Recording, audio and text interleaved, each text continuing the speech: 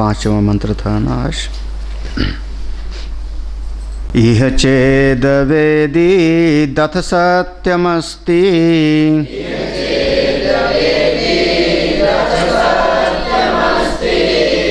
न चेदिह वेदीन् महती विनष्टिः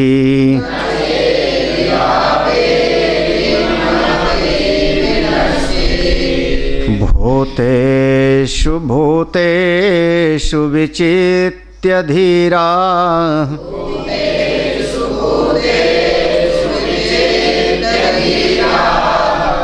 प्रेत्यस्माल्लोकाद् अमृता भवन्ति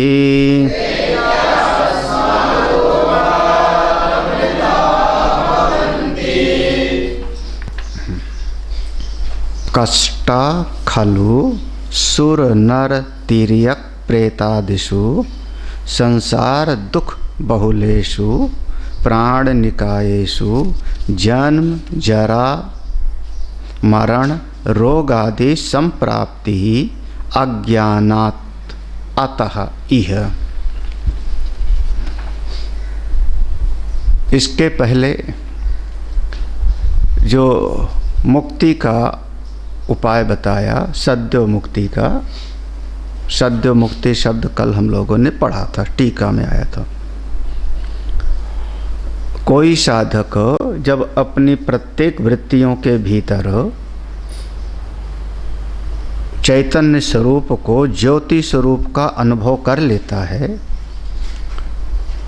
आचार्य आगम शास्त्र के बल से और प्रत्यक आत्मबोध के बल से, आत्मना बिंदते वीर्यम, इस बल से जब अनुभूति कर लेता है तब उसको विद्यया बिंदते मृतम, उसको फिर यहीं पर वो सद्यो मुक्ति की प्राप्ति हो जाती है। सद्य अभी ही, फिर बृहदारण्यक श्रुति में जाके घोषणा की जाएगी, न तस्य प्राणा उत्क्रामन्ति, उसके प्राणों का उत्क्रमण फिर नहीं। उत्क्रमण माने जैसे एक जगह से निकल के दूसरी जगह जाना। तो इहैव प्रबलीयन्ते, यहीं रहते रहते दृष्टांत दिया है, बढ़िया दृष्टांत दिया है, दो दृष्टांत दिया है। जैसे कपूर होता है, कपूर रख दो तो कुछ दिन में वो अपने आप ही सब उड़ जाता है। उसी प्रकार से उसका जो तत्ववेत्ता का, सिद्ध महापुरुष का जो शरीर है वो दिखता है, रहता है, कोई तत्व नहीं रहता उसमें, क्योंकि उसके भीतर अविद्या की ग्रंथि मिट गई है। तो जब उसका इस स्थूल शरीर से प्रारब्ध समाप्त हो जाता है तो कपूर के जैसे उड़ जाता है। लेकिन जो स्थूल शरीर दिखाई पड़ रहा है, ये कैसे दिखाई पड़ रहा है? बहुत बढ़िया एक दृष्टांत दिया, पता नहीं समझ में आएगा कि नहीं समझ में आएगा, उसको ब्रह्म सूत्र में दृष्टांत है। कैथा होता है ना, कपित, बेल के जैसे ही कैथा होता है। हाथी को कैथा बहुत प्रिय है, हाथी को बहुत प्रिय लगता है। कहते हो नहीं, कपित जम्बू, हाँ जम्बू माने हाँ जामुन, कपित माने कैथा, तो कैथे का फल उसको बहुत प्रिय है। अब हाथी का मुंह इतना बड़ा है तो जब जंगल में उसको कपित का फल इतना बड़ा मिल जाता है, बेल के जैसे गोल गोल, बेल ज़्यादा मिलता है, कैथा कम जगह मिलता है, तो उसको पूरा का पूरा फल ही वो निकल जाता है, पेट में पूरा फल निकल जाता है। उसके शरीर में न जाने कैसी सामर्थ्य है, वो जहाँ से वो कैथे का डंठल लगा होता है, जहाँ कैथे का डंठल लगा था, वो डंठल तो गया टूट, वो कैथे का पूरा फूल पेट के अंदर चला गया हाथी के। उसी जगह से उसके भीतर का जो कैथे का फल है, उसके अंदर के सारे तत्व को वो हाथी के पेट में ऑब्जर्व कर लेता है, पूरा का पूरा निकल जाता है। और वो जो कैथे का खोल है वो ज्यों का त्यों बना रहता है। हाँ, उसके बाद जब कभी हाथी ने अपना उसका बीट किया, उसका मल निकला, गोबर हाथी का, तो कभी कभी जो खाया हुआ है कैथा तो पूरा का पूरा ज्यों का त्यों बाहर निकल आता है, ज्यों का त्यों। अंतर किस में होता है? उसके वजन में। आप लोगे तो पता लग जाएगा, ना देखा हो तो आप जानो, हमने देखा है। हाँ, कुछ है ही नहीं, अंदर का सारा वो पेट में निकल गया, लेकिन ऊपर से ज्यों का त्यों होता है।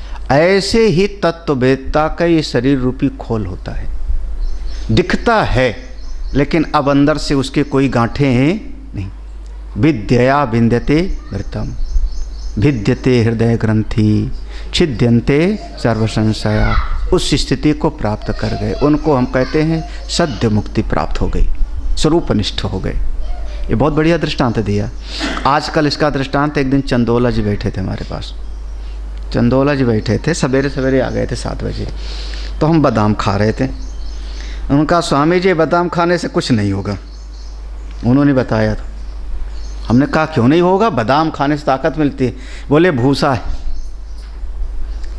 और फिर उन्होंने समझाया, स्वामी जी आजकल ऐसी मशीनें आई हैं कि उस मशीन में बादाम डाल देते हैं, उसका आरपीएम इतना तेज है, जैसे मिक्सी का आरपीएम बहुत तेज होता है, आरपीएम इतना तेज है कि वो बादाम का सारा तेल निकल आता है और बादाम ज्यों का त्यों बना रहता है। ये लो, हमने पहली बार वो ज्ञान पाया उनसे।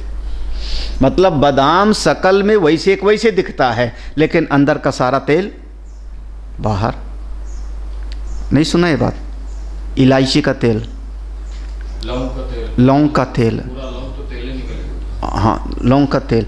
तो वो जो लौंग को ऐसे पता नहीं कौन सी मशीन है, ये लोग समझ गए, तो उसमें लौंग डाला, इलायची डाला, वो घूमा, उसका तेल निकल गया और लौंग ज्यों का त्यों मार्केट में आ गई। अब वो इलायची आप खाते तो कहते हो भूसा जैसा लग रहा है, क्योंकि अंदर का वो जो सार था वो। ऐसे ही तत्ववेदता के भीतर वो जो कारण शरीर था अविद्यात्मक, वो क्या हो गया? वो तो ज्ञान प्राप्ति काल ही खत्म हो गया। जब समाप्त हो गया तो उनका ये जो शरीर दिख रहा है, अब ये सब दृष्टांत आप लोग ले आ सकते हो। आज के युग का शास्त्रीय दृष्टांत तो कैथे का दिया, ज्यों का त्यों दिखता है, लेकिन अब उनके प्राणों का उत्क्रमण नहीं हो, क्योंकि वो यहीं रहते रहते जीवन मुक्त हो गए। ना तस्य प्राणा उत्क्रामंती। ठीक है, एक वो आत्मना विन्द्यते वीर्यम विद्यया विन्दते मृतम। उस कौन सी विद्या? प्रत्यक आत्म विषया ब्रह्म विद्या, ब्रह्मात्म ऐक्य बोध। इस बात पर हमेशा ध्यान रखना, हमेशा आप लोग। हमारे वेदांत जैसे हर दर्शन का अपना एक विषय होता है। न्याय दर्शन ब्रह्म विद्या का प्रतिपादन नहीं निकला है, वो ब्रह्म विद्या के लिए उपकारी शास्त्र है ना। आप उसमें ब्रह्म विद्या ढूंढने जाओ तो आप फिर ना समझो। न्याय दर्शन में प्रमाण की मीमांसा मिलेगी आपको ना। बिना प्रमाण के हम वेदांत को नहीं समझ पाएंगे, ब्रह्म विद्या को नहीं समझ पाएंगे। हाँ, व्याकरण में चले जाओ तो व्याकरण में ब्रह्म विद्या मत ढूंढने जाओ। वहाँ क्या है? आपको शब्दों की व्युत्पत्ति कैसी होती है, शब्दों का अर्थ कैसे निकलता है, आपको ये समझना है ना। हर दर्शन का अपना एक विषय होता है, आपको उसी हिसाब से आपको समझोगे तो समझ में बात आवेगी, है ना।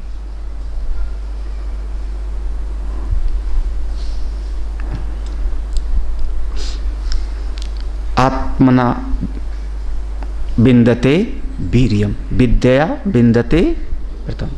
ये अमृतत्व की प्राप्ति कैसे हो सकती है, किस प्रकार से हो सकती है? वो तो जो अपने वेदांत का मूल चिंतन है, जैसे कई बार कहते हैं आत्मज्ञान प्राप्त करना, हम लोग भी बोल देते, मैं भी प्रवचन में बोल देता हूँ, हमारा प्रयोजन है आत्मज्ञान की प्राप्ति, ऐसा बोल देते हैं। तो कम से कम आप लोग जब स्वाध्याय में बैठे हो तो प्रवचन से स्वाध्याय को अलग करो। प्रवचन का तरीका अलग होता है, सुने हो खूब सुनते हो, स्वाध्याय का तरीका अलग होता है। तो वेदांत का जो परम प्रयोजन है केवल आत्मज्ञान नहीं है, केवल आत्मज्ञान नहीं, आत्मज्ञान एक उपाय है।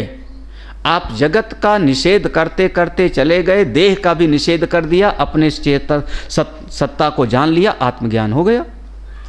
लेकिन ये अभी वेदांत का परम प्रयोजन पूरा नहीं हुआ, क्योंकि अभी हमारे वेदांत का प्रयोजन है ब्रह्मात्मैक्य बोध। इस शब्द पर हमेशा इसको पकड़ के रखना। आत्मा ही ब्रह्म है, हमारी आत्मा ही सर्वात्मा है, सर्वव्यापक है। अगर ये बोध नहीं होता तो अभी हमारा प्रयोजन पूरा नहीं। तब तक जीवन को सफल नहीं समझ सकते जब तक हमको ये ब्रह्मात्मैक्य बोध ना हो जाए। ये हमारे वेदांत का परम उद्देश्य है, परम गंतव्य। जिसको आत्मा ही मेरी ब्रह्म है, व्यष्टि समष्टि का भेद समाप्त हो गया, उसके लिए कहा विद्या विन्दते वर्तन। अब एक तो ये हो गया। सिक्के का दूसरा पहलू है, अगर ये ज्ञान नहीं प्राप्त किया तो, अगर इस आत्मविद्या को, ब्रह्म विद्या को नहीं प्राप्त किया तो भगवान भास्कर तो कहते कष्टा खलु, है ना, कष्टा खलु। हाँ, जैसे यहाँ पर यही कहा मातृवत, कभी कभी माँ भगवती जैसे माँ दुख में बोल पड़ती है, मेरा बच्चा पढ़ता नहीं, ऐसे ही श्रुति भगवती दुखी होकर कभी कभी इस प्रकार के शब्दों का प्रयोग करती हैं। वही शब्द भगवान भाष्यकार ने यहाँ पे ला कर रख दिया, कष्टा खलु। खलु निश्चय ही, बड़े दुख की बात है, बड़े दुख की बात है। क्या दुख की बात है कि जो आपका परम प्रयोजन था, जिस लिए आप आए थे, सवेरे इस पर चर्चा हो चुकी विस्तार में, है ना, जो आपके आने का असली उद्देश्य था वो तो आप गए भूल, और इधर उधर में आपका सारा समय गया बीत, सारा समय बीत गया। कभी ये करते रहे, वो करते रहे, ये व्यवस्था बनाते रहे, असली चीज़ तो गया भूल। याद आया ना कष्टा खलु का, कष्टा खलु। अगर वो विद्या नहीं प्राप्त किया तो सब बेकार। तो होगा क्या अगर नहीं विद्या प्राप्त किया तो? अगर आपने यहाँ पर बड़े पुण्य का कार्य किया, ब्रह्म विद्या छोड़ करके बहुत ज़्यादा पुण्य का कार्य किया, तो पुण्य से आपको स्वर्गलोक की प्राप्ति हो गई, देवता बन गए, सूर, देखते जाना, सूर नार तीर्यक प्रेतादिषु। अगर आपने पुण्य का काम तो किया लेकिन वो ब्रह्मात्मय के बोध नहीं प्राप्त किया, सद्यो मुक्ति नहीं हुई, तो आपको स्वर्ग की प्राप्ति हो गई, स्वर्ग की प्राप्ति हो गई। वहां जाके देवता बन गए, वहां आपके पास में सुख की सामग्री पूरी है, सुख की सामग्री है, लेकिन स्वरूप का बोध नहीं है। स्वरूप का बोध, कोई बिरला एकात कोई ऐसा अपवाद रूप में दृष्टांत आता है कि स्वर्ग में किसी ने ज्ञान प्राप्त कर लिया, आगे भी इंद्र का प्रसंग आने वाला है, लेकिन अपवाद रूप में। जितना आसानी से यहाँ बैठ के श्रवण कर लेते हो, साधना कर लेते हो, वहाँ मिलने वाला नहीं सुर। और वहाँ भोग की इतनी बहुतायत है कि चित्त वृत्ति भोग में जाके चिपक जाती है, तो आत्मज्ञान सब पीछे छूट जाता है। हाँ, किसी को बहुत बढ़िया जो है ढेर सारा खाने को दे दिया जाए और कह दिया जाए इधर खाने का रखा है बढ़िया बढ़िया, और इधर चलो तुमको वेदांत सुनावें, केनोपनिषद, तो कहेगा पहले खा लेता हूँ बाद में सुनते रहूँगा। चित्त वृत्ति जाएगी कहाँ पर? भोग, सुर। फिर दूसरा हो सकता है उसका चित्त वृत्ति ममत्व में रही, ममता में फंसी पड़ी रही, आसक्त में पड़ी रही, तो दक्षिणायन मार्ग से जा कर के पुनरावृत्तये च कहाँ आया? नर, सूर नर, है ना, दिख रहा है, मिल रहा है ना, सूर नर। हाँ, फिर ये दक्षिणायन, क्योंकि कर्मणा पितृलोको, हाँ, कर्मणा से पितृलोक गया और वहाँ से पुनः आया उसी अपने दायरे में, तब वहाँ पर फिर से वही नर का शरीर पाया, फिर से उसकी कहानी फिर से वहीं शुरू हो गई जहाँ से शुरू किया था पहले। और हो सकता है उसने ये ममत्व के साथ में कुछ ठीक से कार्य नहीं किया, कभी शास्त्र और आचार की शरण में नहीं गया, उपासना भी नहीं किया, तो तीर्यक्चा। हाँ, तो फिर कौन सी योनि मिल गई? तीर्यक, तीर्यक माने तिरछा, तीर्यक कहते हैं तिरछे को।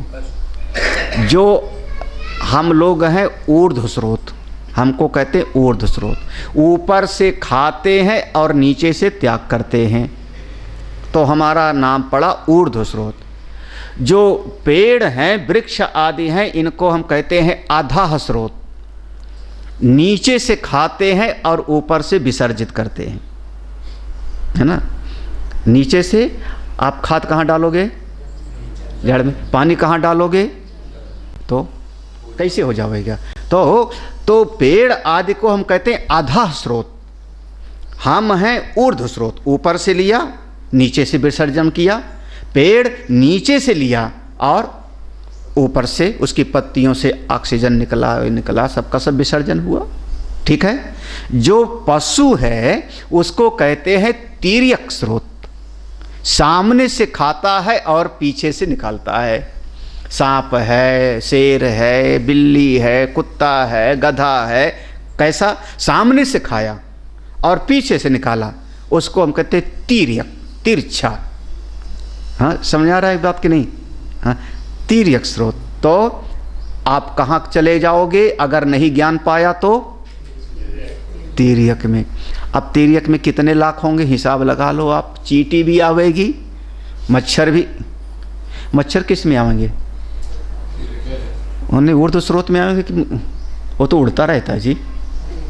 हाँ, अब हिसाब लगाओ। लेकिन आप कहाँ जाओगे? तिर्यक स्रोत में। जो लिखा है उतने पढ़ो बस। सूर नार तिर्यक।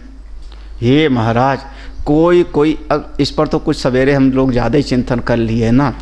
कोई ऐसा होगा ब्रह्म राक्षस से प्रेतादिशु, अरे वर्णन बहुत बार है, देवी भागवत में है, शिव पुराण में तो पकड़ के बांध के सुनाया गया था। कौन सा एक प्रेत था, है ना? था कि नहीं एक प्रेत? हाँ, अरे भागवत में यही से तो कहानी शुरू होती है ना। वो कौन था जो बांस के खंभे में घुस के बैठा था? गोकर्ण नहीं घुस के बैठे तो उल्टे कर रहे हो गोकर्ण ने कथा सुनाई और बांस के खंभे में बैठा कौन था? वो धुंधकारी। तो भूल क्यों जाते हो आप लोग जो है ना? हाँ। तो देखो शिव पुराण में एक देवराज का नाम आता है, चंचुला कथा थी शुरुआत में। चंचुला का पति था बिंदुक, बिंदुक प्रेत बन गया था, उसको बांध के सुनाया गया था। तो अब कहाँ चला जाएगा? प्रेतादिशु। तो चाहे स्वर्ग चला जाओ आप सुर बन जाओ, चाहे इसी लोक में मर्तलोक में नर बन जाओ, चाहे तिर्यक बन जाओ, चाहे प्रेत आदि योनि में चले जाओ। सवेरे जो नाम लिया था ना हमने, उसका असली नाम था करकटी। हाँ, करकटी। विसूचिका भी नाम है उसी का, दोनों ही नाम है उसका। लेकिन उसका जब वो सबको मारने लगती है तो विसूचिका नाम पड़ गया। पहले था उसका नाम, वो सुई जैसी बन के सबके शरीर में घुस जाती थी, फिर उसको खा जाती थी। पहले पूछती थी ज्ञानी है कि नहीं है। हाँ, ज्ञानी होगी तो छोड़ देती थी वो, क्योंकि उसको ऐसे था कि ज्ञानी को मत खाना नहीं तो बहुत पाप लगेगा। तो ऐसे भोग रही थी। तो ज्ञान तो पूछती थी कैसे पता लगे कि ज्ञानी है कि नहीं ज्ञानी। हम यहाँ से जाके फिर पोथी उठा के देखे ना तो ये उत्पत्ति प्रकरण में है, योग वशिष्ठ के उत्पत्ति प्रकरण में। हाँ, उत्पत्ति प्रकरण में 65वें अध्याय के बाद में कथा आती है, विस्तार में है। तो करकटी नाम की जो राक्षसी है उसने इसे वरदान मांगा, पेट उसका भरता नहीं था।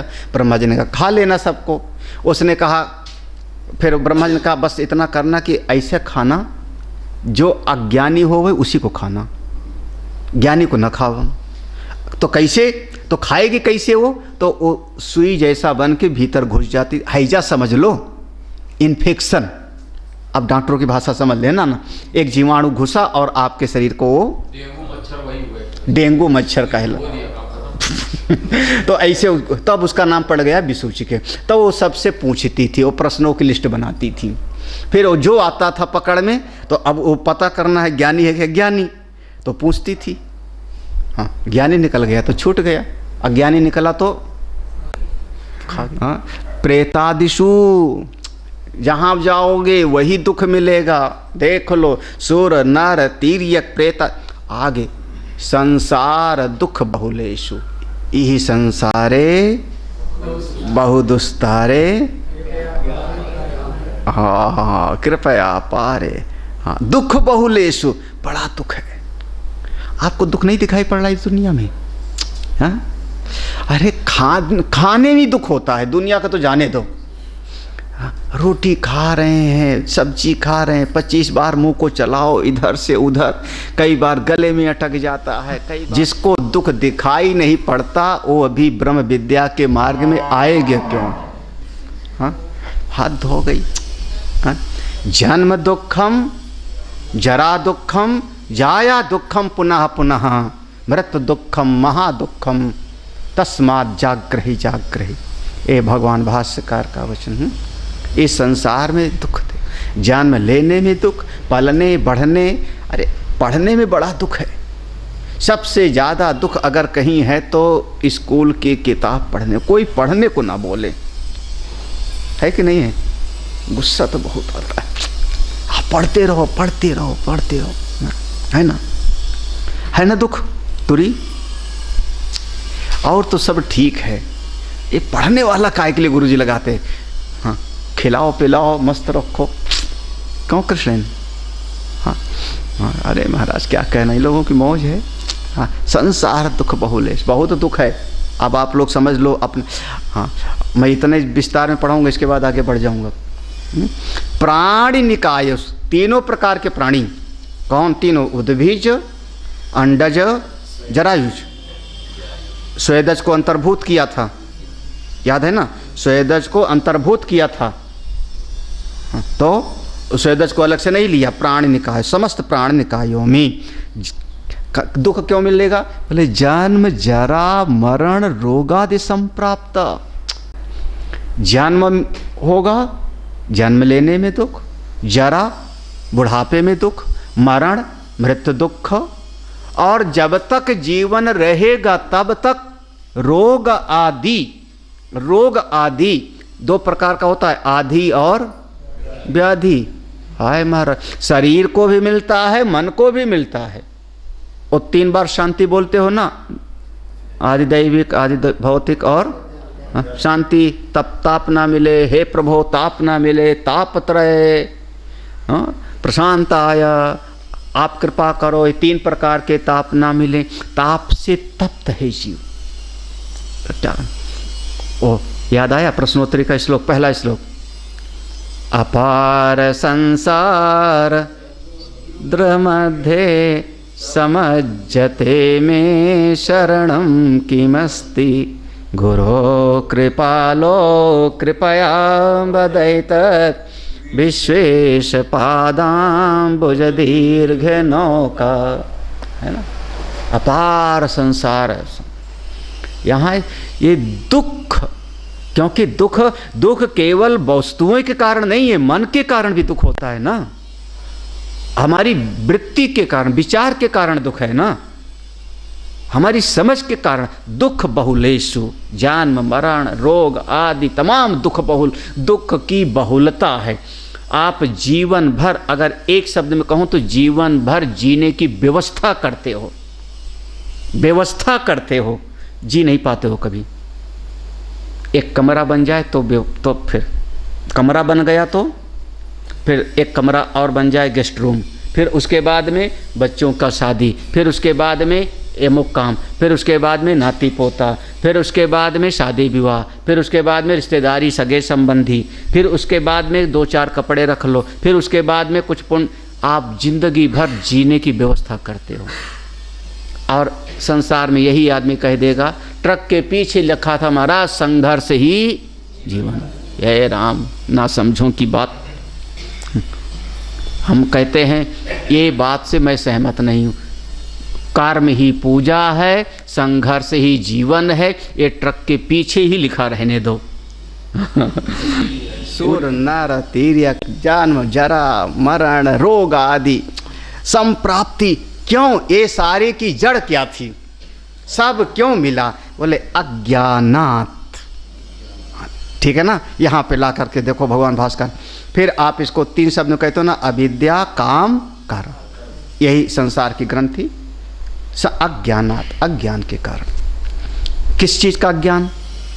किस चीज़ का? प्रत्यक आत्म विषय का, स्वरूप का, वस्तु का नहीं, अपने स्वरूप का। उसी के कारण है तो श्रुति भगवती आपको झकझोर के जगाती हैं। जैसे बच्चा सोया होवे तो घर में उसके पिताजी उसको झकझोर के जगाते, उठ सूर्योदय हो गया, बहुत प्यार से नहीं, वो नहीं उठो लाल अब आंखें खोलो पानी लाई हूँ, वो तो हो गया जमाना, बहुत प्रभु की कृपा है, बहुत दुख है, सब अज्ञान के कारण, स्वरूप के अज्ञान। इसलिए श्रुति भगवती जगा रही। अब वहाँ का काठक श्रुति ले आओ, उत्तिष्ठत जागृत, अब ये भी पढ़े हो, प्राप्य वरान निबोधत शुरस्य धारा निष्ठा दुरत्यया दुर्गम पथस तत्कवयो वदंती। ले आओ उस चीज़ को जोड़ो। इहि चेद वेदी।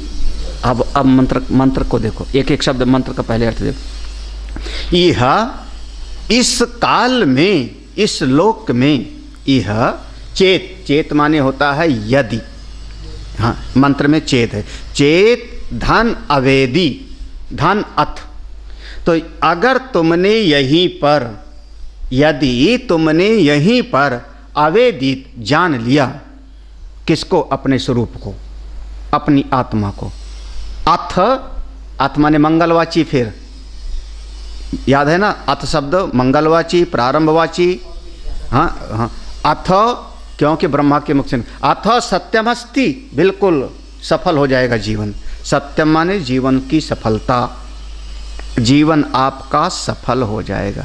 सत्यम का अर्थ सफलता होगा। जिनके पास गीता प्रेस का होगा, नीचे वाक्य भाष्य में देख लेना, नीचे वाक्य भाष्य में साइड में एक जगह पर लिखा होगा, सत्यम का भगवान भास्कर ने लिया, पद भाष्य में नहीं, ऊपर वाले में नहीं, नीचे वाले में, सफलम इत्यर्थः। अब ना मिले तो बाद में देख लेना, अभी मत देखो फिर। हाँ, अगर मिल गया हो तो बहुत बढ़िया। मिला कि नहीं? मिल गया। हाँ, तस्य जन्म सफलम इति अभिप्राय। अथ सत्यम, याद आया ना, अथ सत्यम परमार्थ तत्व अस्ति आप आप्तम तस्य जन्म सफलम।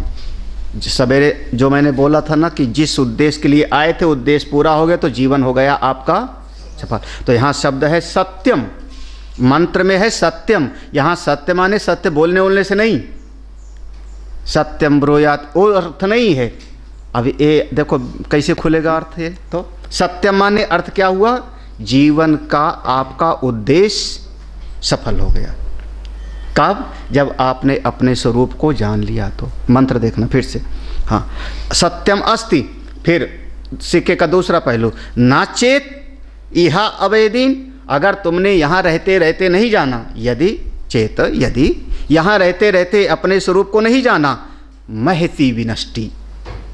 महती विनष्टि माने सब कुछ आपका नष्ट हो गया, सब कुछ आपका निरर्थक हो गया, सब कुछ। क्यों नष्ट हो गया? वो फिर वहाँ पर महान विनाशो, ऐसा शब्द आएगा, महान विनाशो, जन्म जरा मरण आपका कभी।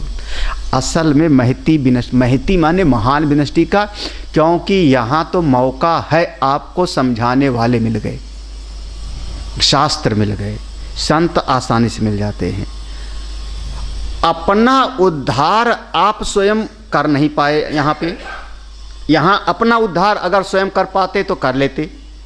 यहाँ समझाने वाले थे, बताने वाले थे, उन पर आपका दृढ़ श्रद्धा नहीं थी। अज्ञश्चा अश्रद्धानश्च, ठीक है ना। तो किसी की बात समझे नहीं। अब इस शरीर को छोड़ के चले जाओगे तो जो उपदेशक हैं, उद्धार करने वाले हैं, वो आसानी से आपको मिलेंगे नहीं, और अपना उद्धार आप कर नहीं पाओगे। तो फिर ना यहाँ पर ना अयम लोकः ना परा, तो महती विनष्टि। महती विनष्टि कैसे करोगे आप? कैसे? यहाँ आप विवेक कर सकते हो, यहाँ आप चिंतन साधन मनन कर सकते हो। यहाँ से जाने के बाद तो ना तो आपको शास्त्र पढ़ाने वाला कोई मिलेगा, शास्त्र पढ़ाने वाला कोई नहीं मिलेगा, वो भूल जाओ आप। हाँ, काकभूषुंडी जी कथा सुनाते थे, उपनिषद पढ़ाया हो ऐसा लिखा हुआ तो नहीं। वो केवल एक ही दो दृष्टांत आता है कि प्रजापति के पास गए, उन्होंने तो ज्ञान पाया, या शौनक ऋषि गए मुंडक उपनिषद में तो ज्ञान। वो केवल अपवाद स्वरूप 2-4 घटनाएं हैं छोड़ करके, 2-4 घटनाएं। हाँ, उस श्रेणी में अगर हम होते तो यही मुक्त हो जाते ना। तो स्वयं उद्धार कर ना सके। और याद है मूर्ख माने क्या कहते थे हम लोग? मूर्ख की पहचान ये थी शब्द ना, जो अपने से जाने और हाँ, दूसरे के बताने। अपने विवेक से समझे ना और बड़ों की बात पर माने ना। यही तो ना, अज्ञश्च अश्रद्धानश्च, स्वयं है अज्ञानी और बड़ों पर है उसकी अश्रद्धा, वही तो मूर्ख होगा। माता जी ने कहा मत छूना दीपक, मानता नहीं, एक बार छू के जल चुका था लेकिन फिर भी अपने अनुभव से सीखा नहीं, तो क्या हो गया? वो मूर्ख हो गया। तो अपने आप उद्धार नहीं कर पा रहा है और दूसरा उद्धार करने वाले अन्यत्र उसको मिलने वाले नहीं, तो महती विनष्टि, महती विनष्टि। फिर भाष्यकार का वो लाइन ले आओ, सुर नर तिर्यक प्रेतादिषु प्राणी निकायेषु जन्म जरा रोग आदि तमाम तरह का सारा महती। कौन सा ज्ञान प्राप्त करूं? हमने तो इतिहास पढ़ लिया, भूगोल पढ़ लिया, सब तो पढ़ा था हमने। ज्ञान तो कितना हमको है, हिंदी भी अंग्रेजी भी सब ज्ञान है। कौन सा ज्ञान? भूतेषु भूतेषु, ये वाला ज्ञान है कि नहीं? अगर ये वाला ज्ञान नहीं है तो आपको चाहे जितना ज्ञान हो, आप 10 भाषा में बात कर सकते हो, आप बहुत सारे विद्वान हो, 10 किताबें लिख चुके हो, लेकिन ये ज्ञान नहीं है तो अभी आपका दुख नहीं मिटेगा। हम ये नहीं कह रहे हैं, दूसरे का विश्लेषण हम इसलिए कर रहे हैं कि हम वैसे ना बन जाए ना। हम दूसरे पर आरोपण नहीं कर रहे हैं, हम दूसरे से शिक्षा ले रहे हैं, उसकी दिनचर्या से, उसकी बुद्धि के ज्ञान से मैं कुछ ग्रहण कर रहा हूँ। एक कहावत है ना कि एक बुद्धिमान आदमी मूर्ख से जितना सीख लेता है, मूर्ख आदमी बुद्धिमान से उतना सीख नहीं पाता। आप सुने हो ना, फिलॉसफर का ये वचन। हाँ, तो हम बुद्धिमान इसलिए हैं कि हम उस घटना से हम शिक्षा ले रहे हैं। हम उचित अनुचित, सही गलत खराब, ये विश्लेषण मेरा विषय नहीं है। हाँ, तुम तुरंत दूसरे पर, वृत्ति कहाँ गई विषय पर, हम कह रहे हैं वृत्ति को ले जाओ विषय पर, प्रतिबोध विदितम। हाँ, दूसरे का हमने अगर नाम भी लिया तो उसका उद्देश्य हमारा है कि मैं वैसा बन न जाऊं, हमारी चित्तवृत्ति वैसी न बने। नहीं तो हम भी वैसे, वो महात्मा लोग तोता वाली कहानी सुनाते नहीं हैं। बहलिया आवेगा, दाना डालेगा, जाल बिछावेगा, है ना, यही ना, और तोता वही करता है और रटता है। हम वो ना बन जावे ना, इसलिए मैं किसी का नाम, मेरे विश्लेषण का विषय है कि हम पढ़ लिख करके ये दुख में ना पड़े ना। हाँ? कौन सी विद्या हमको प्राप्त करनी है? कौन सी विद्या? विद्या कौन सी? हिंदी की विद्या, संस्कृत की, लौकिक जगह? तो कहते भूतेषु भूतेषु विचित्य धीरा, ये विद्या प्राप्त करनी है। भूतेश, एक एक तत्व में, एक एक वस्तु में जो जो चीज़ हमको यहाँ दिखाई पड़ती है, जो चीज़ कभी पैदा हुई है, एक एक चीज़ विचित्य माने निश्चित्य, निश्चित्य तात्पर्य का निश्चय कर लो, अवधारित कर लो, सबके भीतर वही एक परमात्मा है। फिर कठोपनिषद का मंत्र ले आओगे तो क्लियर होगा। नित्यो अनित्यानाम चेतनश्चेतनानाम, पूरा मंत्र कौन सुनाएगा? मैं इसीलिए कठोपनिषद का बार बार ले रहा हूँ क्योंकि अभी अभी समाप्त किए हो, पूरा समाप्त भी नहीं हुआ है। पढ़ा है कि नहीं ये मंत्र? पढ़ा था कि नहीं? नित्यो अनित्यानाम पढ़ा नहीं था? आया ना? तो नित्यो अनित्यानाम चेतनश्चेतनान। फिर आपसे उतार सतर उपनिषद में जाओगे तो और मिलेगा, और उपनिषद में जाओगे तो अग्निर्यथैको भुवनम प्रविष्ट रूपम रूपम प्रतिरूपो बभू। याद आया? वाह, हाँ मुझको पता है, तुम रटा हुआ है। हाँ, वायुर्यथैको भुवनम प्रविष्टो रूपम, वो विचार करो, उसका चिंतन करो। भूतेश भूतेश विचित्र माने उसका विचार करो। कौन कर सकता है? धीराः, जो धीर है। धीराः धीमंताः विवेकिनः, जिसकी प्रज्ञा शक्ति जगी हुई है वो। ये ज्ञान प्राप्त करने का फल प्रेत्य अस्मात् लोकात्, इस लोक से जा करके, यहाँ लोक लोकांतर नहीं है, मर्त लोक से जाके स्वर्ग नहीं है, प्रेत्य अस्मात्, कौन? इस अज्ञान के लोक से, इस दुख के लोक से, इस चित जड़ ग्रंथि के लोक से तुम जा करके अमृता भवंती, तुम उस अमृतत्व को प्राप्त कर लोगे, जिसको पहले कहा था चौथे मंत्र में, आत्मना बिंदते वीर्यम विद्या बिंदते मृत्यु। देखो अब यहाँ पर क्या है? अमृता भवंती, वहाँ पर था मंत्र के आखिर में अमृता, उपक्रम उपसंहार, ठीक है। हमारा लक्ष्य ये है, तो बीच में जो सीढ़ियाँ आ गई हैं इससे उठ के ऊपर चले जाओ, ऊपर बढ़ जाओ। भाष्य में आ जाते हैं। भाई ये मंत्र हमको बहुत प्रिय है। हाँ, कई बार इस पर आप लोगों ने अलग से प्रवचन में भी सुना होगा, है ना? भाव ये अविद्यायामंतरे वर्तमान स्वयं धीरा। हाँ, ये जगा रही श्रुति ना, मत ऐसे बनो, मत ऐसे बनो। हाँ, परीक्ष लोकान, जगा रही ना श्रुति। हाँ, श्रुति भगवती कितना, भगवान भाष्यकार कहते हैं सैकड़ों हजारों माँ से भी ज़्यादा करुणामयी है, हजारों, मान लो कहना। भगवान भाष्यकार का जब कभी आप भाष्य पढ़ो, ब्रह्मसूत्र का, बृहदारण्यक का भाष्य सबसे बढ़िया माना जाता है, वो कलम तोड़ भाष्य बृहदारण्यक, उनकी अपनी शाखा का उपनिषद था बृहदारण्यक, भगवान भाष्यकार की अपनी शाखा का। हमारी शाखा तैतरी, भगवान भाष्यकार की शाखा जो थी वो भाष्यनेही संहिता का, वो बृहदारण्यक उपनिषद उनकी शाखा का था। तो बृहदारण्यक पर जब भाष्य करते तो कहते हैं कलम तोड़ भाष्य है। तो भगवान भाष्यकार का आप सब देखना, इतनी प्रज्ञा, इतनी मेधा शक्ति, इतनी प्रज्ञा, महाराज उनके एक लाइन समझने के लिए लगना। लेकिन जैसे श्रुति का एक अक्षर तक आ जाए, एक अनुस्वार आ जाए, एक शब्द आ जाए श्रुति भगवती का, तो बिल्कुल शांत। ये श्रुति भगवती ने ये कहा, अब इसको विचार करो क्यों कहा श्रुति भगवती ने। आक्षेप नहीं, निरर्थक नहीं है। अगर वेद भगवान में एक ऐसा हलंत भी लगा है तो इसका मतलब क्या होगा? कितनी अपार श्रद्धा। क्योंकि महाराज ये हितैषिणी है हमारी, हमारा कल्याण चाहती है। इह एव, यहीं से था, अतः इह एव चेत मनुष्यो अधिकृता, इस संसार में मनुष्य ही अधिकृत है। समर्थः सन यत अवेदित, यही मनुष्य ही समर्थ है। आत्मानम यथोक्त लक्षणम, अपनी आत्मा का ज्ञान प्राप्त करने में। भाष्य देखना, हाँ, अतः इहैव चेत मनुष्यो अधिकृताः समर्थाः सन् यत् अवेदित आत्मानम यथोक्त लक्षणम विदित्वा अन्यथा उक्तेन प्रकारेण।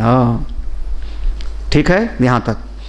इह एव, इसी संसार में, चेत यदि मनुष्य, ये मनुष्य हम लोग, अधिकृतः समर्थ, हम समर्थ हैं। श्रुति भगवती ने अधिकार दिया है कि आप ज्ञान पा सकते हो। यद अवेदित, अगर जान लिया, किसको? आत्मानम यथो, जैसे आत्मा का वर्णन किया है, अपने उस आत्मा को यथोक्त लक्षण सच्चिदानंद स्वरूप प्रत्यक आत्मस्वरूप को जान लिया, विदितवान, जान लिया। यथोक्तेन, कैसे? तरीका कौन सा था? यथोक्तेन आत्मना बिंदते वीर, शास्त्र के बल से, आचार के बल से अगर जान लिया, बहुत बढ़िया। अथ तद अस्ति सत्यम, तो बहुत बढ़िया। अथ तद अस्ति सत्यम मनुष्य जन्म अन्यस्मिन् विनाशो अर्थवत्ता व सद्भाव व पारमार्थता व सत्यम विद्यते। अथ तदस्ति सत्यम, तभी कल्याण हो गया। क्या हो गया?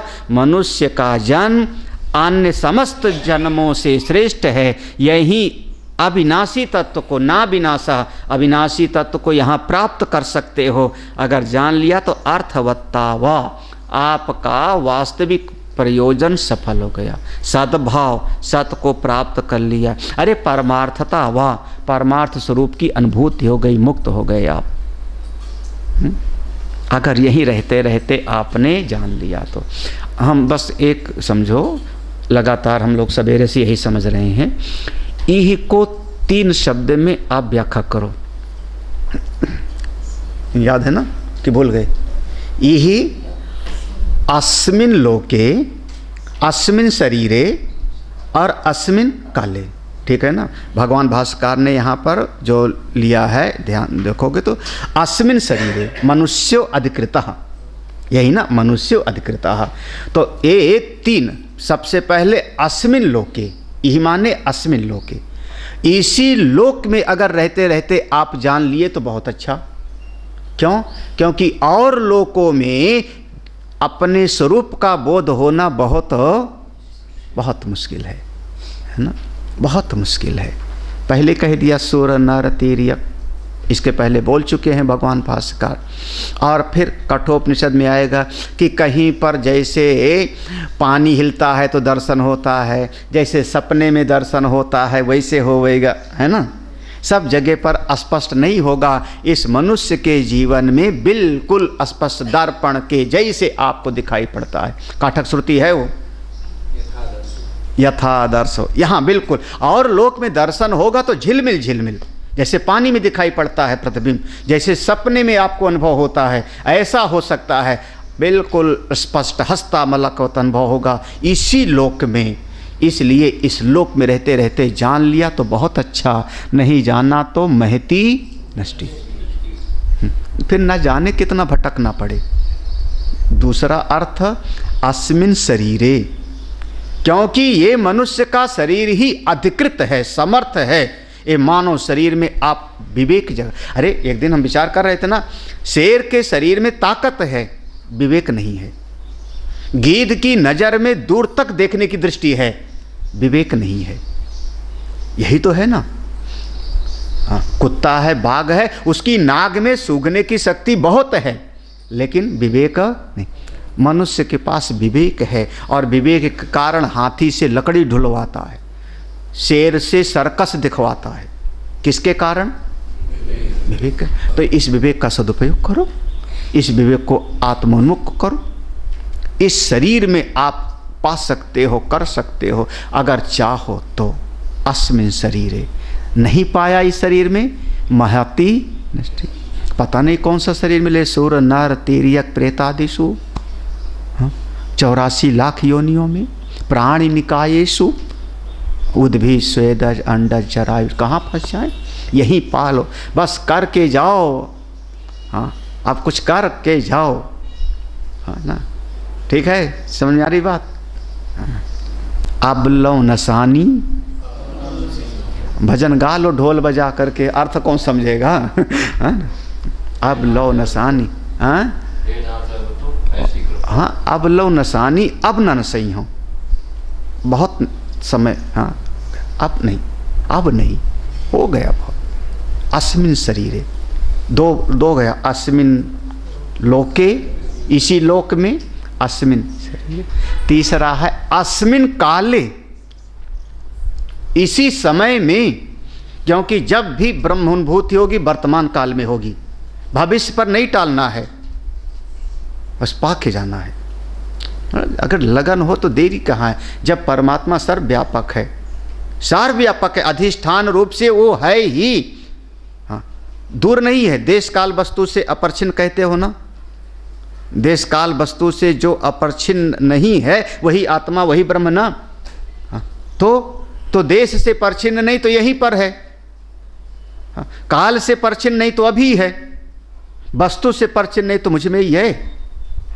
तो देरी किस बात की, इसी समय में तुम ही ब्रह्म स्वरूप हो।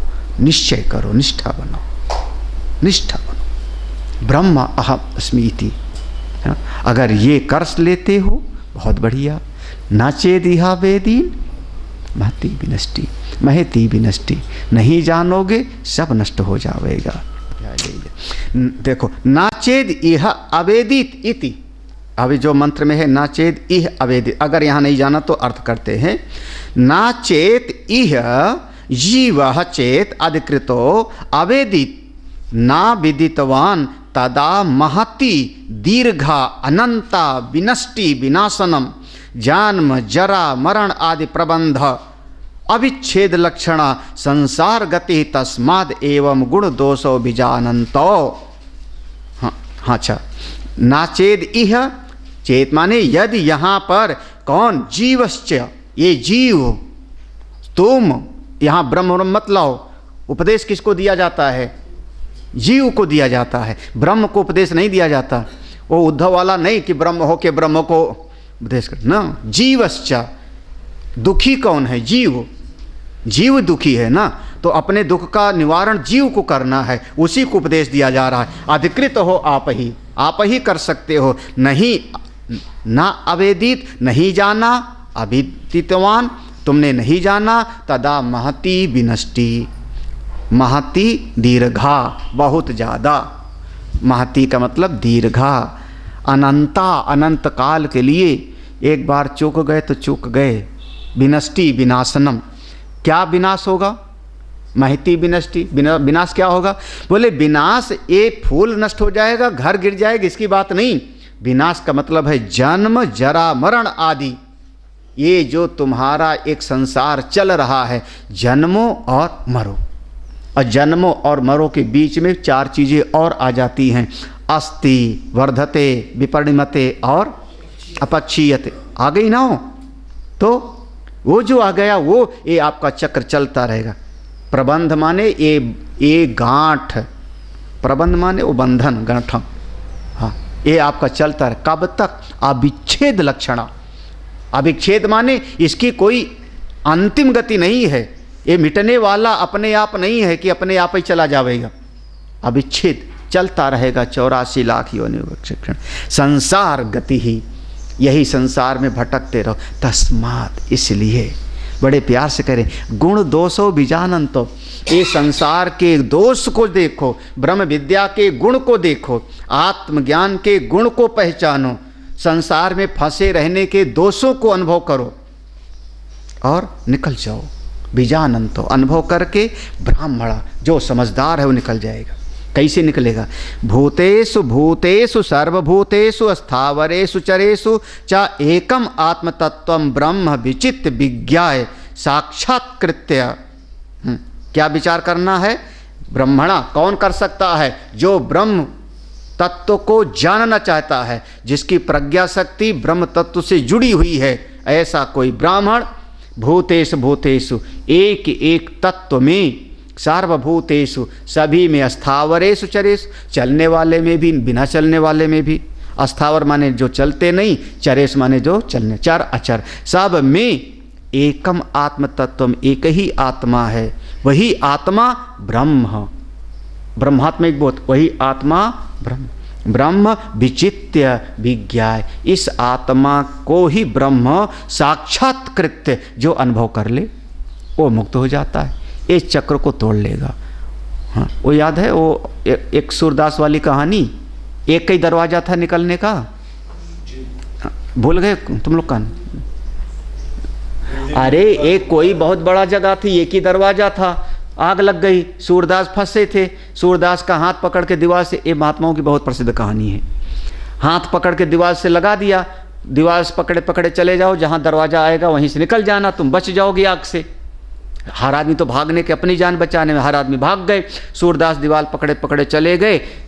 संयोग की बात है, ओ चलते गए और बीच में सिर खुजाने लगे, खुजली लग गई और रुके नहीं खुजाने के लिए, और दरवाज़ा छोटा सा था, तब तक दरवाज़ा चूँकि चलते गए तो दरवाजे के फिर जैसे खुजली बंद हुई, फिर लगाया हाथ तो दीवार आ गई। वो दरवाज़ा जो 5-6 फुट का था वो पार हो। वो फिर उतना बड़ा स्टेडियम का चक्कर लगाए बेचारे, फिर लगाए, संयोग के बाद फिर जैसे दरवाजे के पास पहुँचे तो पीठ में खुजली। हाँ बस, और अंत में जल के, ये सूरदास की कहानी नहीं है, ये तुम्हारी कहानी है जो हंस लिए। हाँ, तुम्हारी कहानी है। 84 लाख योनियों में थे, भटकते भटकते हाथ छुआ दिया कि चलो एक दरवाज़ा है, कौन सा? मनुष्य योनि, वहीं से निकल जाओगे। जब मनुष्य की योनि मिली महाराज तो सिर में खुजली आई। क्या? अभी पढ़ना है, अभी क्या करना सत्संग को, अभी फिर नौकरी करनी है, अभी पैसा कमाना है, महल खड़ा करना है, बाल बच्चों की शादी विवाह करना है, नाती पोता देवता पालना है, अपना बच्चा पाल दिए दूसरे का बच्चा पालना है, एक खुजली है। और जब होश आया तो दरवाज़ा आगे निकल गया। मन पछतई हैं अवसर बीते।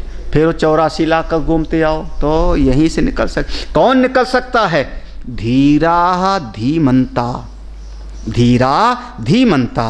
प्रेत धीमंता माने हाँ जिसकी बुद्धि जगी हुई है, विवेकी है, हाँ सहन शक्ति है।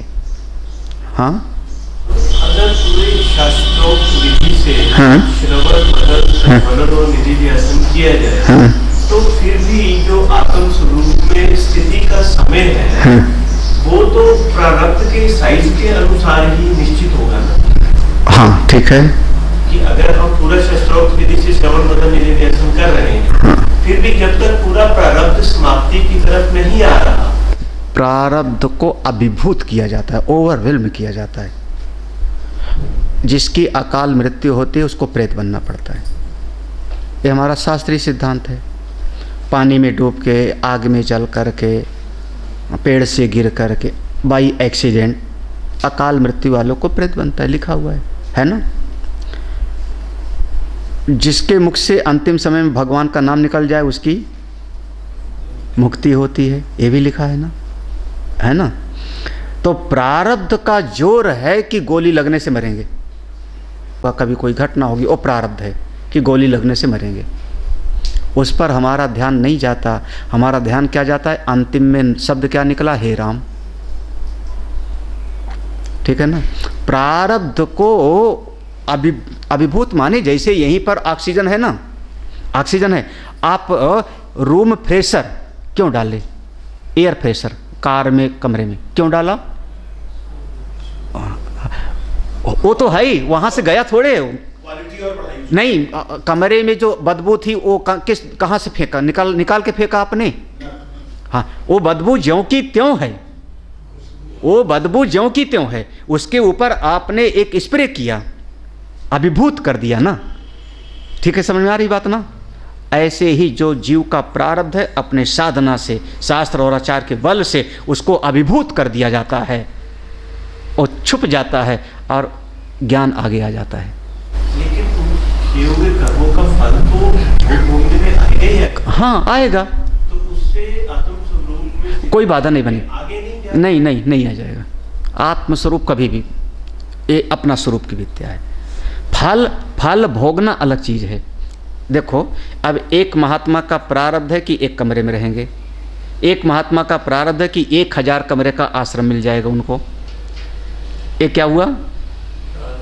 प्रारब्ध भोग देता है। प्रारब्ध एक महात्मा का प्रारब्ध है कि शरीर स्वस्थ रहेगा, एक महात्मा का मेरा प्रारब्ध है कि अब वो गठिया का, ये प्रारब्ध है। ये प्रारब्ध भोग दे रहा है, लेकिन ज्ञान क्या दे रहा है? हम सब में तटस्थ हैं। प्रारब्ध भोग देह को दे रहा है ना। आप ज्ञान किसका प्राप्त कर रहे हो? आत्मा का। तो दोनों दो धरातल हो गया ना। हाँ, इसलिए प्रारब्ध का भोग करते हुए भी, प्रारब्ध के अनुसार जीवन जीते हुए भी, और आप इस ज्ञान से इसको पार कर सकते हो। ईश्वर की बहुत बड़ी कृपा है। आप हरिद्वार में, ऋषिकेश में, वृंदावन में ढूंढो, आपका प्रारब्ध कितना अच्छा होगा। आपके हाथ में केनोपनिषद है और पढ़ रहे हो। नहीं मिलता आज के समाज में। हम लोग जब अपने गुरुदेव के पास गए, सिद्धवाड़ी जब गए, जल्दी नहीं समझ में आता क्या है गुरुदेव की कृपा। हाँ, हजारों लाखों में से, करोड़ों में से कोई बिरला। हाँ, तब लगता है। हाँ, तो आपका प्रारब्ध तो है, लाखों से अच्छा है आपका। अब इसमें से कितना, अब वही गंगा जी के किनारे भी जाके कोई नहीं नहाता। प्रारब्ध उसका है कि गंगा जी के किनारे पहुंच गया, नहीं नहाया तो क्या करोगे, है ना।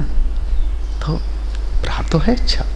धीरा धीमंता, कोई ऐसा। हाँ, प्रेत्य मंत्र में है धीरा प्रेत्य। प्रेत्य का अर्थ करते हैं व्यावृत्य। हाँ, व्यावृत शब्द बार बार हम बोल रहे हैं। व्यावर्तन करना, अलग कर देना। किसको अलग कर दिया? व्यावृत किसको अलग किया? भाष्य के अनुसार ही देखो किसको व्यावृत माने। मैंने कहा था, जैसे एक नाम लिया, फूल का दृष्टांत दिया, अपना दृष्टांत दी, स्वामी जी कहा आपने, है ना, यही का कुर्ता कहा। कुर्ता शब्द ने सारे, और लुंगी को, धोती को, गमछा को, सबका क्या किया उसने, हाँ, है ना, ठीक है ना। तो व्यावृत्य, व्यावृत्य किसका व्यावर्तन, भाष्य में क्या लिखा है, मामा। हाँ, कैसे बचोगे, अपनी कमियों को कैसे बचाओगे आप, स्पष्ट नहीं है, इतना साफ साफ नहीं लिखा है। माम अहम भाव, ये शरीर मैं हूँ, ये सब मेरे हैं। हो गया ना अर्जुन रोग शुरू, यहीं से अर्जुन रोग हुआ ना। अहम मम भाव, ये मैं हूँ और ये सब मेरे हैं, बस शुरू। कौन सा रोग, गांडीव संभल नहीं रहा, पसीने पसीने हो रहा हूँ, कुछ अच्छा नहीं लग रहा, भाग जाऊँ मैं यहाँ से घर छोड़ करके। अच्छा भगवान क्या किए ये सुन करके, मुस्कुराए। प्रहसन, प्रहसन, प्रहसन माने मुस्कुराना नहीं है, तुम्हारे जैसे हंसे। प्रहसन शब्द है कि नहीं, तो एक तो हंसे और ऊपर से बोले क्या, मूर्ख हो, यही बोला कि नहीं। हाँ, प्रज्ञावादांश भाष्य अशोच्यानन्नो शोचस्तुम, यही ना। हाँ, मतलब क्या मतलब हुआ, जिनके लिए शोक नहीं करना चाहिए उनके लिए शोक करते हो, ज्ञानियों के जैसे, माने क्या तुम मूर्ख हो। हंसे भी और उल्टा, क्यों, कहाँ से शुरू हुआ, तो बोले अहम मम भाव, ये मैं हूँ और ये मेरे है। इसके बाद और हो जाएगा, इसके बाद एक खंभा बना, जैसे खंभे के ऊपर छत डाल देते ना, अहम और मम का खंभा बना। अब इसके ऊपर देखो, कॉलम के ऊपर बीम पड़ेगी, कौन सी बीम, मेरे बगैर इनका क्या होगा। अबे बीम है, ये संसार का, माया का, मेरे बगैर इनका क्या होगा।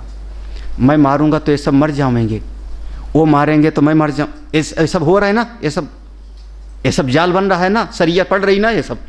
हाँ, मैं मारूंगा तो ये मर जाएंगे, या वो मारेंगे तो हम मर, यही हुआ ना, नहीं मारना चाहता। ये सब मम अहम के ऊपर सृष्टि शुरू, कहाँ से शुरू, ये अविद्या रूपात, लिख मिला, अविद्या रूपात, अविद्या के कारण ये था आपका बंधन, ये था बंधन, इससे निकल जाएगा वो ज्ञानी। अविद्या रूप, अविद्या के कारण आपने अहम मम भाव बनाया, और फिर उससे परिणाम क्या होगा, शोक और मोह।